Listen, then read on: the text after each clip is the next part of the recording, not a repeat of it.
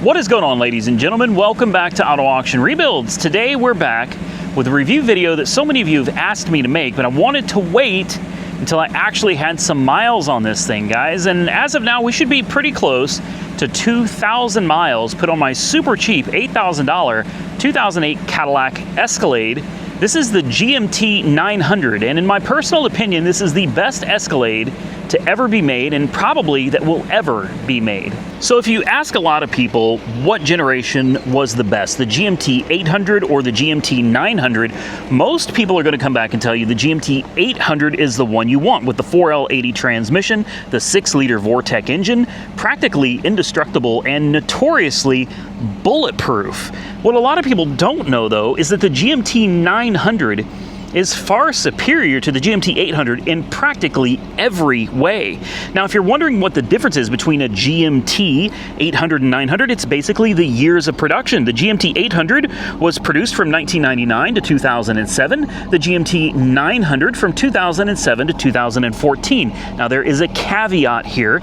Most people know the GMT 900 to be unreliable because GM integrated active fuel management, also known as displacement on demand. You ever hear of people talking about their camshafts being wiped out, collapsed lifters? Yes, that's this generation, the GMT 900 Escalade. But what a lot of people don't know is that only a few years of the GMT 900 came without displacement on demand. That's right, from 2007 to right around 2009, you could get the 6.2 liter without the active fuel management, without cylinder deactivation.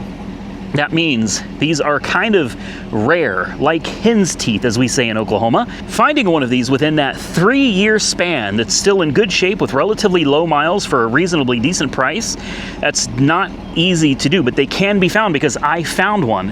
I found this one right here, my 2008 Escalade all-wheel drive, 6.2 liter, and I got it for right at $8,000. These things get between 12 miles a gallon in the city and 18 on the highway, combined 14 mpgs, and the 6.2 liter in this thing is actually pretty impressive, guys. Produces 403 horsepower and 417 pound-feet of torque. It's capable of towing right around 8,300 pounds, and for improved fuel economy, this thing has a 6L80 transmission, which means it's a 6-speed instead of the 4-speed. So what I'm trying to say is that this generation GMT 900 from 2007 to right around 2009, if you want to be safe, stick to 2009, 2008, 2007, because I'm pretty sure in 2010 they all had cylinder deactivation. If you can find one of these, this is the best Escalade that was ever made and probably ever will be. So why don't we take a quick look at the interior. This is not the ESV, the extended wheelbase. This is the short version. I opted for and was looking for a short wheelbase version. I don't really need the extended wheelbase, although I guess for the occasional towing that I do, a longer wheelbase would be nice. But let's take a look inside and see what we've got. For $8,000, guys, we have a full leather interior, 3rd row seating, which I've removed so I can haul extra stuff in the back. You have dual zone climate control. You also have heated and air conditioned seats. That's right, heated and air conditioned seats. You've got Sirius XM. You've got a nice digital control here for your stereo, AM, FM, XM, disc, DVD player back here in the back, of course, with a 6-disc DVD changer. You have a DVD-ROM up here, of course, navigation. And let's take a look and see how many miles this thing has got on it now.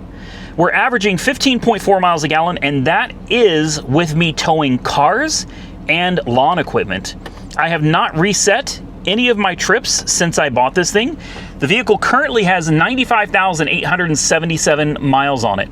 I have driven this truck 1,961 miles since I purchased it somewhere right around a month ago. And it is an amazingly great value for an SUV of this caliber. You're talking about an Escalade here, guys. I mean, look at all of the room you have.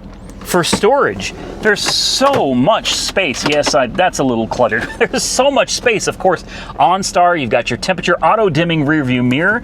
We've got our sunroof, which by the way works. Your auto-folding seats are over here, sorry, right here. If you were to push this, your seat, and you push it again, look at that. Are you serious? Same thing there. Push it twice. Bam. Now, I don't think it auto retracts. No, you have to go back and retract it yourself. It's not that fancy. You got your garage door opener right here. Plenty of options, including a hands-free calling. Of course, your steering wheel controls, volume controls back here. You've got heated steering wheel with the wood grain. This is a nice vehicle, guys. For $8,000, the amount of truck that you get in one of these is crazy. Some of these have, I think it's a Z55 suspension package, which is like an electronic, magnetic, sort of, not necessarily MagnaRide yet in this generation, but it's an iteration of the MagnaRide suspension in the front, and in the rear you have your air-assisted suspension. It has a little air compressor, all computer controlled and height adjustable in the back. So when you weigh it down, it will bring itself back up.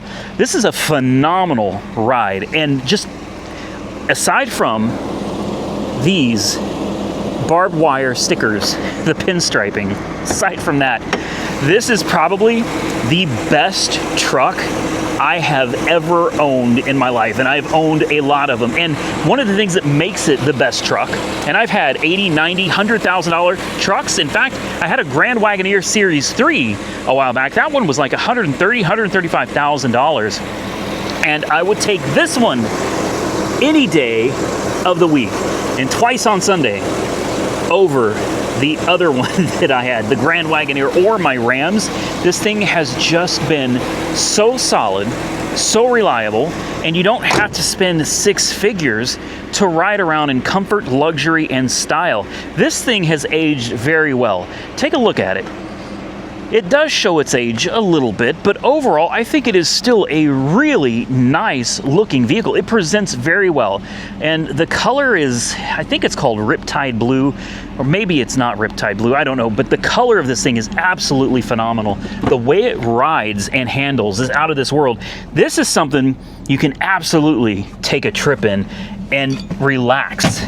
Be in nice, luxurious comfort during your entire trip. Now, it does suck that you gotta kind of, the seats are kind of manual in this sense, where you gotta push them all back. But if you're like me, you're probably not regularly laying your seats forward anyway. There's plenty of room back here, and it's so comfortable. Of course, you've got your rear heat and air conditioning vents as well for the second row and the third row. I love the second row captain's chairs. Cup holders, although maybe not as practical as some, they you know, there you go, they work. If you wanted to bring an old game station with you, like a PlayStation or something, here you go. You've got AV inputs right here. You can plug it in. If you need to charge something, old school cigarette outlet adapter right there. Headphone jacks for each side. You've got independent rear climate controls along with heated rear seats as well. Source control, so you can change the stations. You can change what you're listening to back here. Look at this. I can set the rear air conditioning separate from the front. So that's dual zone climate control up there, but you get a third zone back here in the back for your own heat and air conditioning. I mean, what a truck. What a truck. I've had so many people asking me to do a review on this thing, and I'm going to show you something. I love the truck so much. 22-inch wheels, are they, or are these just 20s? 22s. Now, they look kind of rough because I live on a dirt road, and I use my trucks, guys. This thing isn't meant to be kept pristine and clean. This is something that I use for hauling vehicles, hauling lawn equipment, hauling stuff from one property to another. It's a work truck for me, so I don't need it to be perfect and pristine. It's a dirty truck, but I mean, I went so far as to actually tag this. You guys, how often do you see me go and put an actual plate on one of these cars that I buy from the dealership? It's never, and in fact, I even tagged it till 2027. Okay, you've got your tow hitch, which is hidden underneath this plastic cover here, and the tailgate opens separate from the window. You can actually open the rear window if you wanted to.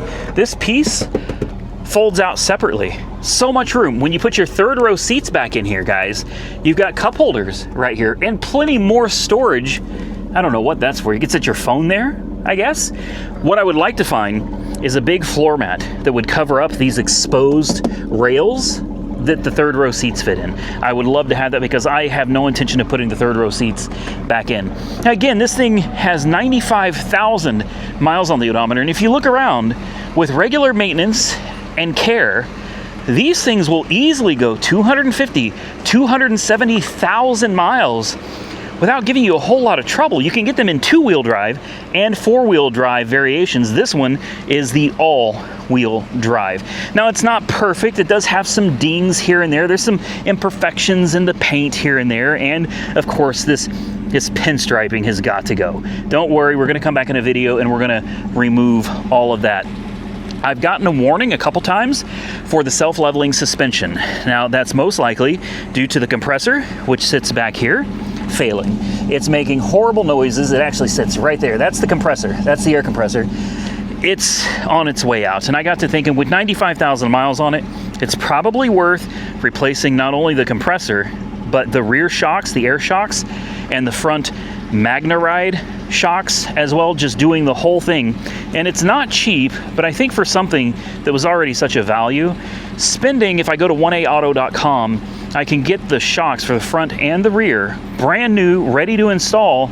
Those things are, I don't know, maybe $600 or $700 for MagnaRide shocks for the front and the air shocks for the back. For the little compressor, I can find a ready to bolt in unit, brand new on eBay, for about $150.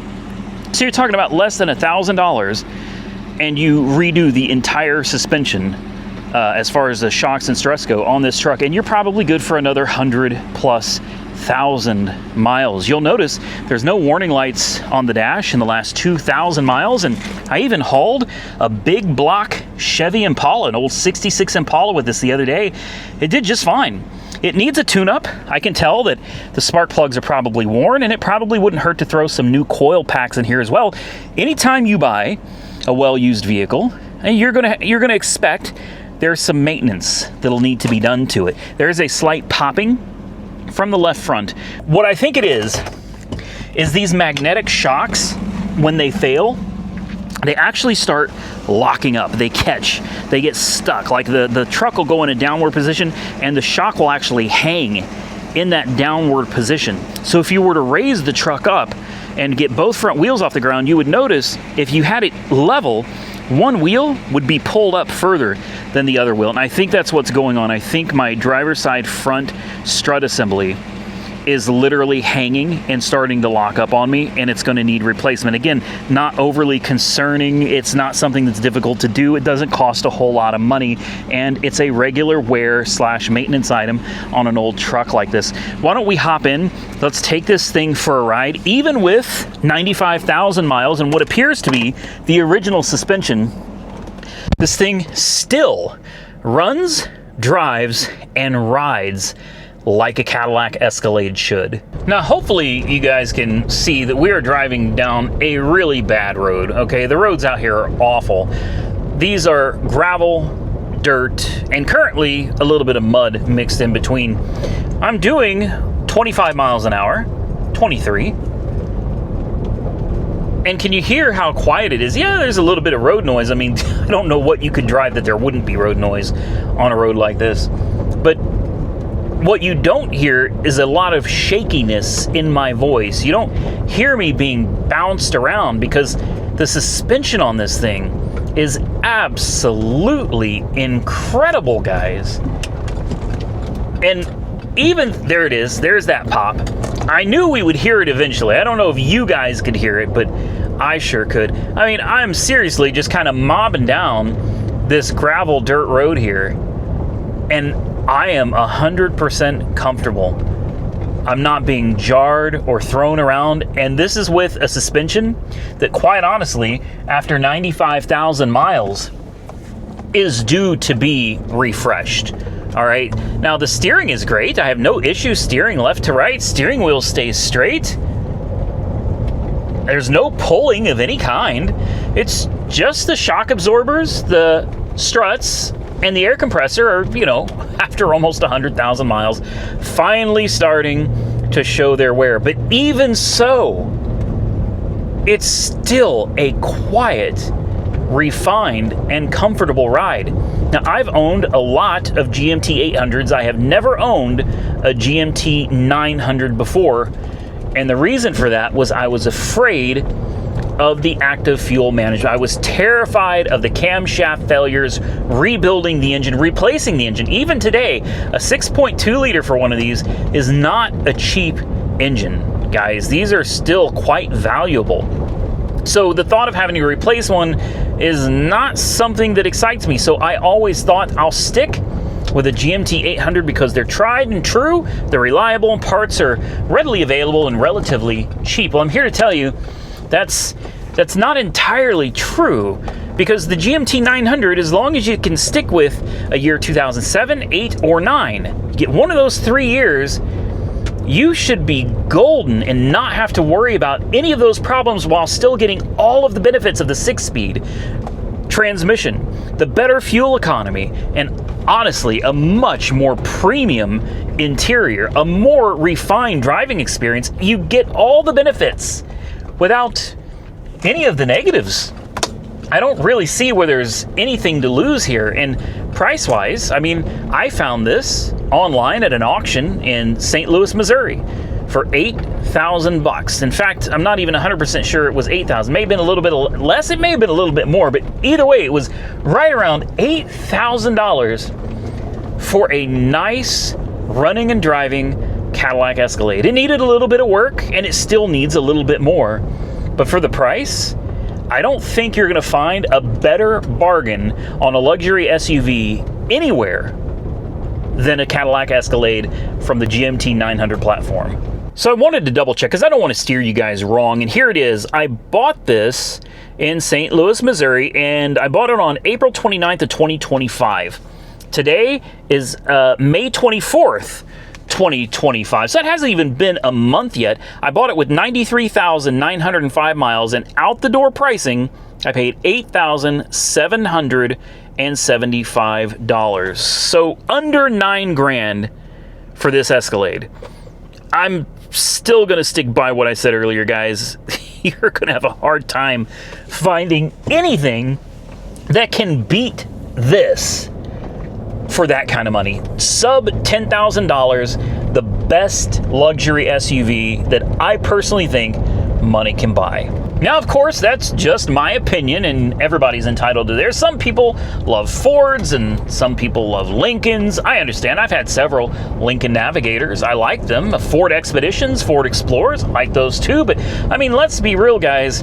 At the end of the day, you know, Cadillac, it's kind of it, man. And I'm not even a huge General Motors fan anymore, but trying to be as unbiased as possible, I don't think there's anything better out there from this generation than the Cadillac Escalade. I really don't. But if you think that you know of one that is better than the Escalade, drop your comment below and tell me what you think it is. I'm open to hearing all of your opinions. Let's take this thing out for a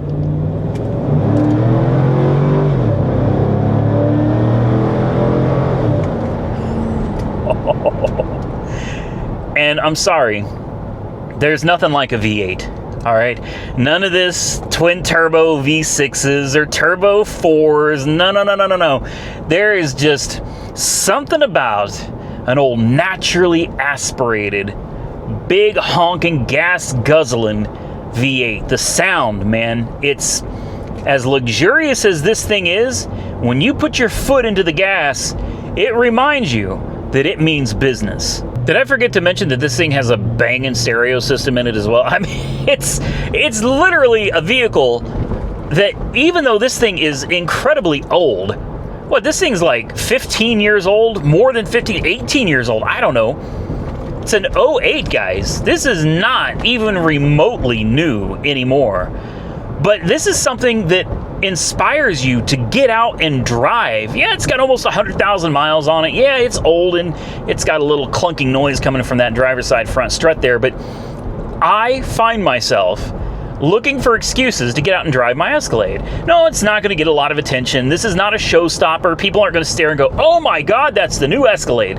No, it's pretty plain Jane, pretty basic as far as modern cars go. It's not that impressive, but I don't know, guys. For me, it always puts a smile on my face, and I always look for reasons to get out and drive it. Now, again, I'm driving down another really bad road. I mean, there are potholes and just dips and cracks everywhere. I've got the back of this thing literally loaded up with all kinds of stuff that rattles and makes noise. And even so, it's still a really enjoyable experience. I can't really explain it, and I've had a lot of my friends, my close friends, tell me, Randy, I have never heard you talk about enjoying a vehicle as much as you have that damn Escalade. They don't get it. They don't understand it. Listen.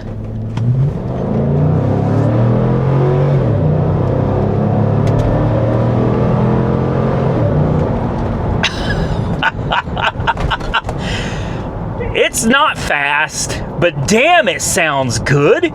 Factory exhaust. You guys, as you just saw, like, I've put 2,000 miles on this thing, and you can see me out here just hammering on it. And you know what? It just takes it. It does what I tell it to do. And it doesn't ask questions. It doesn't argue with me. It doesn't fight me like some of my other vehicles. It doesn't break down. This is one of those vehicles that I feel like I could jump in it at any time I wanted to and drive anywhere I wanted to, and it would get me there safe and sound. And if it needed some repairs, this is still something you can work on yourself. It's not like this new electric crap. Even the gas vehicles, they're putting so much technology into these things that you need a master's degree. You need a damn PhD to be able to work on a modern car anymore. It's getting so complex that the average person cannot just go out there and work on their own vehicles. And trust me, that is absolutely intentional. It is by design. You drive around in something like this, yes, they will break. Yes, they will break down. But 99% of the time, it'll be something that you could go out and buy your own parts for and fix it yourself in an AutoZone parking lot. Now, you guys know that I just got rid of my Ram Rebel. 2025, it was brand spanking new. I bought it brand new off the dealership floor. 2025 Ram Rebel SST. That truck was $60-some thousand. 60-something thousand dollars. And I'll admit the technology was far superior to this car. The big screens, all the touch controls, yeah, that's all really nice. It was a very comfortable ride. In fact, I'll even admit that the Ram Rebel was a more comfortable vehicle than this Escalade. I mean, it just was. It's the truth. The Escalade is not as refined and comfortable as my Ram Rebel was. With that said, I ended up having to sell the thing and get out from under because it kept breaking. It was broken down all the time, constantly. Things were wrong. The technology would work, and then it wouldn't work, and then going back and forth to the dealer trying to get things fixed, check engine lights, random misfires, communication failures between the transmission, and it was... I'm so glad to be out of that. And then I turned around and I said, you know what, I'm going to buy the new Dodge Charger EV Scat Pack, because that's bound to be reliable, right? It's an EV. No, yet again. Lots and lots of problems. Lots and lots of going back and forth to the dealership because it doesn't run. It bricked itself in my driveway. Had to call a tow truck to come and get it. And it's all of these like recent experiences have really got me thinking, I can't fix them myself, right? Number one, they're under warranty. If I start poking around actually working on these cars myself, I risk voiding the warranty. Not to mention, I don't have the proper tools or the proper technology to be diagnosing and repairing those vehicles anyway. Isn't it nice to just own something for less than 10,000 bucks? Let's say I blow a transmission in this. It's possible transmission could go out tomorrow. How much is it going to cost me to have the transmission rebuilt? It's going to be a chunk of change, sure. You know, what am I going to spend? $4,000? I don't know, $3,500, $4,000 to get the transmission rebuilt? Fine, you do it, and then you go about your day, and you're probably good for another 100,000+ miles. But to be honest with you, I don't anticipate this 6L80 going out anytime soon. This is a tough, really robust, beefy transmission, and it shows no signs of having any problems. Transfer case failure, that's something that could happen. You know, again, what are we looking at? A couple $1,000, $3,000, something like that. These are things that, yes, they could break, it's possible, but Really. You're literally driving something that's less than $10,000, and you know what the best part is? There's no payments. There's no car payment on this, guys. I own this outright, free and clear. I can do whatever I want with it. And if I decide, you know what, I'm going to get rid of it and buy something else, well, I can do that too. I don't have to sit here and worry about negative equity. Guess what? The truck is already depreciated. Is it going to continue depreciating? Sure, it'll depreciate as the miles continue to go up, and as it gets a little bit older, yes, it will continue depreciating to a point, and at some point, it's just going to plateau. It's going to just bottom out, and that's going to be what it is. As long as you take care of it, keep it in good running, cosmetic condition, mechanical condition, this thing will always be worth something. So the amount of money that I risk losing on this is minimal. I can easily lose $10,000 on a brand new vehicle just by driving it off the lot. I could own it for literally 3 days and end up losing 10 grand on the value of a new vehicle. That's not something you have to worry about with these. If you buy them cheap, you buy them right, you take your time, really research and pick the right car, truck, SUV, van, whatever, for you, and you buy a decent one, and you get a good price on it. The trick is you can't rush into things. You have to do your research. You have to look around and take your time picking the right vehicle. If you do that, you are setting yourself up for a lot of happy driving, a lot of good, enjoyable miles down the road. And when you're ready to get rid of the vehicle, the hope is that you did it all right and you risk losing very little. And that's where I'm at with this truck today. Let me be completely honest with you. If I decided today or tomorrow, I'm going to sell this truck, I'm going to just let it go. You guys know how much I've got into it, right? $8,700 is what I've got into it. I'll probably end up doing the struts and the shocks and the air compressor. I'll probably do coils just as a preventative maintenance measure. I'll do the spark plugs and plug wires and probably change just basic maintenance stuff. So by the time I'm done, sure, I might have another $1,200, maybe $1,300 into this thing. So, you know, when we're all said and done, we're going to have somewhere right around $10,000 into this truck. Now, if I were to decide tomorrow that I wanted to sell it, I'd be willing to bet you with all the receipts and not to mention the videos showing all the work I've done to it, I could tell somebody, hey, you're getting a sub 100,000 mile 6.2 6L80 Escalade all-wheel drive that's just had all the big stuff done. The suspension is the big one. Like, the suspension is literally where a lot of money can go wrong on one of these. But you can buy the parts from almost anywhere, and you could do the work yourself. This is not hard. It's not complicated work. You do it yourself. Now you've got all the receipts to say, hey, you are good, because the suspension is what everybody's going to worry about on this particular generation of the Escalade. You don't think I could pull close to 10 grand out of this? I guarantee you. Take the stupid pinstriping off, clean this thing up, have Brian at the Auto Spa really do a nice detail on it.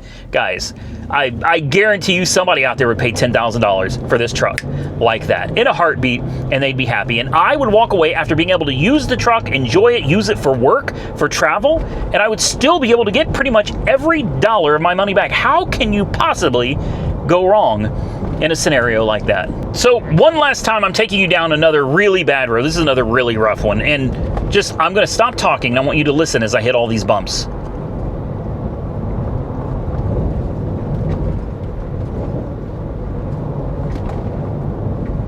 Do you hear that?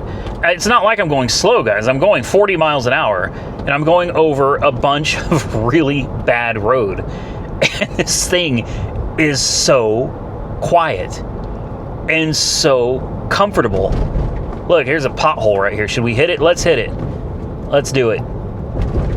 Oh man, that was horrible. Dude, come on, man. It's an Escalade. It's an absolutely wonderful truck. Now, I'm not trying to sell you an Escalade. I'm just trying to help people that may be out there looking for something like this. You're looking for a bargain. You're looking for a value. Maybe you're not quite sure what you're looking for yet. You need a family vehicle. You need a soccer mom vehicle. You need an SUV. I mean, most auto sales in America today are SUVs. I can't see anything out here.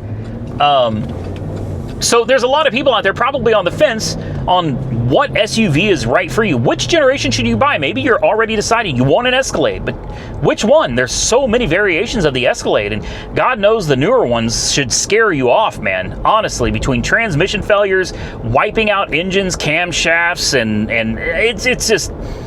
I would not buy a new Escalade, and it's not like I can't afford one. I could go out and get one today if I wanted to, but why would I want to? I've seen so many brand new Escalades coming off the line with engine failures. The last thing I need is another, yeah, it's beautiful, yeah, it's full of the latest tech, it's gorgeous, I would love to have one, but they're not reliable.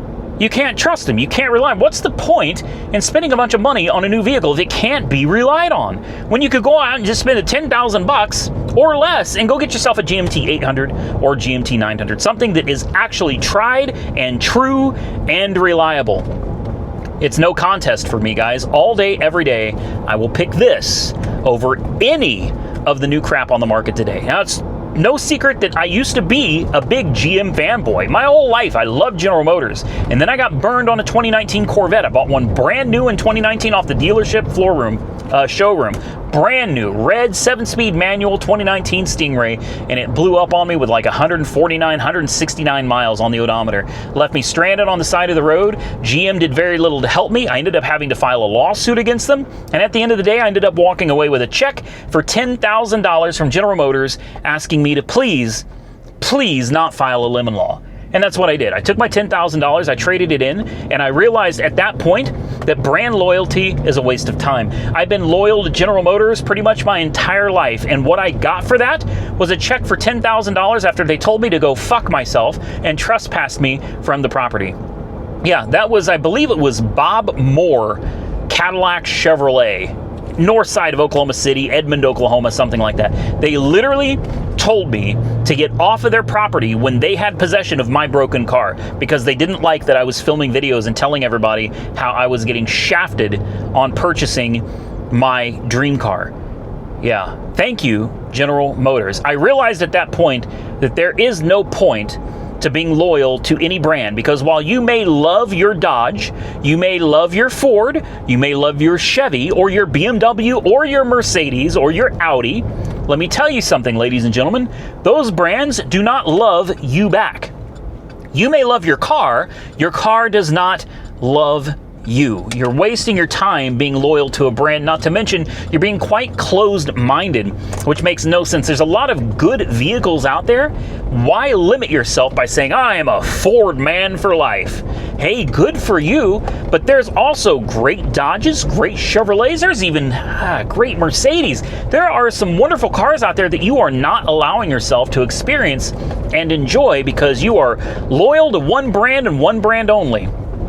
Tell you another story, guys. I've been a Nike guy my whole life, right? Growing up poor, seeing all the other kids at school wearing their Nikes, wearing their Jordans. Oh man, I knew one day when I hit it big, I was going to be able to buy my own Nikes. And man, I did. For years and years, I bought Nikes, and you bet I had all the Jordans, man. You know what I wear today? Brooks. You ever heard of them? Maybe not. Brooks shoes. Or Hoka. I think Hoka's another one. They're on par with Brooks. It's not a traditional name brand shoe like Nike and Jordan. I was so brand loyal to a brand that didn't even know who I was. I wasn't willing to give other brands a chance until I put on a pair of these Brooks shoes at an Academy Sports. I saw them. I heard that they claim to be the softest, most comfortable shoes you've ever worn in your life. And I thought, yeah, right. I put them on my feet. I've been wearing them for months, and I refuse to go out and buy any more Nike shoes. It's all of this to say that brand loyalty, it doesn't really make any sense. I get it. The reason we are all brand loyal is because we have been trained to be that way. We are preconditioned to find a brand that we like and stick with it. Our friends probably are brand loyal to some of the same brands that we are, which is part of what we have in common with our friends. Oh, my friends drive Fords. I drive a Ford. Oh, my friends wear Fila. I wear a Fila, right? It's like you're a clique, and it's all built by advertising. Advertising is what gets us into these situations. You shouldn't be brand loyal. Forget Nike, forget Dodge, forget Ford. Just go out there and find the things that you actually like, the things that you enjoy, and fuck everybody else. Life is too short to be cutting yourself out of some really good experiences and some really good opportunities because you want to be loyal to a brand that at the end of the day, but they wouldn't give two shits about you. If you were on your deathbed dying, you think that brand is going to care that you're on your deathbed? No. Stop being loyal to any particular brand and try to just find what works best for you. And if it happens to be that Dodge is your brand and it has nothing to do with brand loyalty, just that's your brand that you're the most comfortable with and that you enjoy the most, that's perfectly fine. I'm not here to tell you what to do. Just telling you from somebody that has a lot of experience with brand loyalty and somebody that also realized that while I may be loyal to a brand, they're not loyal to me.